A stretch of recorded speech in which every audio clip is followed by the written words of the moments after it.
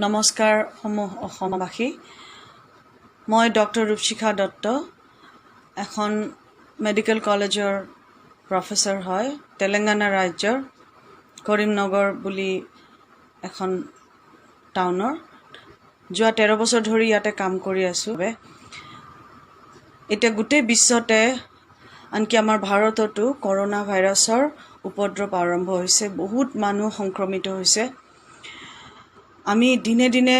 নতুন কেস পাই আছো অলপ আগতে মই নিউজ চেনেলত পাইছো যে এতিয়ালৈকে বৰ্তমান ভাৰতত 290টা কেস ওলাইছে তাৰ ভিতৰত 5টা ঢুকাইছে 5 জনৰ ডেথ হৈছে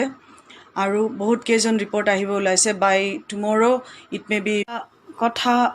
ভাল হৈছে যে এতিয়ালৈকে মই নজৰ কৰি আছো যে অসমত পজিটিভ কেছ এতিয়া ওলোৱা নাই কিন্তু আমি একো গম নাপাও এটো এটা ডৰমেন্ট ভলকেনো টাইপো হ'ব পাৰে কাৰণ ম্যাক্সিমাম চেকিং হোৱা নাই কেছ কিমান চাব লাগে বা ৰিপৰ্টিং আৰু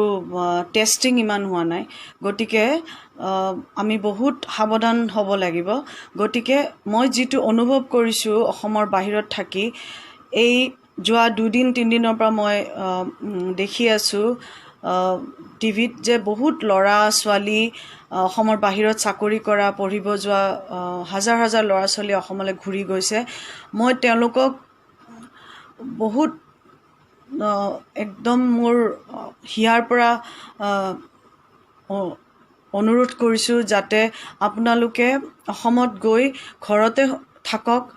নিজকে কোৱাৰেণ্টাইন কৰি ৰাখক এটলিষ্ট 14 দিনৰ কাৰণে কতো উলাই না যাব ইফাল হিফাল না যাব কাৰণ as a medico I am requesting you all আপোনালোকে হেতু কৰাৰ ফলত আপোনাৰ নিজৰ পৰিয়াল নিজৰ বন্ধু বান্ধৱ সকলোকে বিপদৰ পৰা বচাব পাৰিব মই আজি যেতিয়াৰ পৰা এই ঘটনাটো হৈছে মোৰ মনটো সদায় গৈ অসমতে আছে মোৰ কেতিয়া মোৰ নিজৰ মাক লগ পাব পাৰো মোৰ পৰিয়ালৰ মানুহ লগ পাব পাৰো কিন্তু চাকৰি সংক্ৰান্তত মই এতিয়া যাব নোৱাৰো কিন্তু আপোনালোক গৈছে আপোনালোকে নিজৰ মানুহৰ লগত আছে ইখিনি আপোনালোকে কৰক আপোনালোকে ঘৰৰ পৰা বাহিৰত না যাব আপোনালোকে ঘৰতে কোৱাৰেণ্টাইন হৈ থাকক ঘৰতে বহি থাকক নিজৰ মানুহৰ লগত সময় পাৰ কৰক কিন্তু ঘৰৰ বাহিৰলৈ না যাব এটলিষ্ট 14 দিনলৈকে আৰু যদি এই সময়ছোৱাত কিবা আপোনালোকে দেখে যে আপোনালোকৰ জ্বৰ উঠিছে বা কাহ হৈছে ডিঙিৰ বিষ হৈছে যিকোনো কিবা হলে অতি সোনকালে ডক্টৰক দেখাওক হস্পিটাললৈ যাওক আৰু সমাজখন বচোৱাক অসমখন বচোৱাক জয় আই অসম